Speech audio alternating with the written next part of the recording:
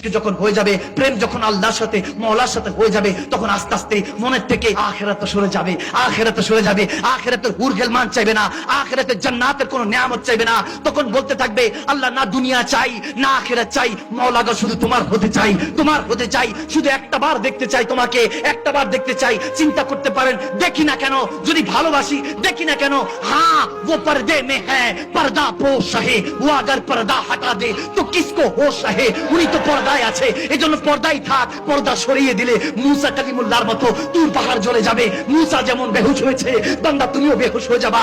ওই নিদর্শন দেখো নাই, এজন্য তোমার কাছে দুনিয়ার এই রঙিন চশমা পরে দুনিয়ার রঙ্গমঞ্চ দেখে তোমার কাছে ভালো লাগছে। ওই মওলার দিকে একবার রুজু করো, ওই মওলার হতে চাও, একবার রাসূলুল্লাহর প্রেমে আসক্ত হও, দিলকে মদিনার বাগান বানাও। সালাতে তানহা আনিল ফাহশাই ওয়াল মুনকার, একমাত্র নামাজই তো তোমাকে খারাপ কাজ থেকে দূরে রাখতে পারে।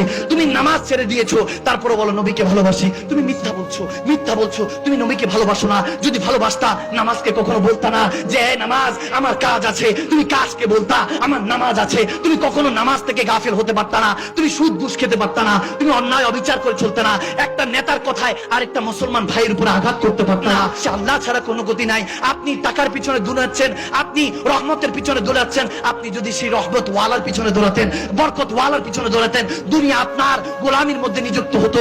খাজা মঈনুদ্দিন চিশতি বলতেছে যখন দুনিয়া ছেড়ে দিবি আখিরাত ভুলে যাবি, যখন অন্তরে শুধু মওলা থাকবে, মাল্লাকুল মওলা ফালাকুল কুল্লু, যখন অন্তরে শুধু আল্লাহ থাকবে, যখন আল্লাহ ছাড়া আর কিছু চাস না, তখন পুরো দুনিয়া আল্লাহ তোর গোলামের মধ্যে নিযুক্ত করে দিবে। সুবহানাল্লাহ।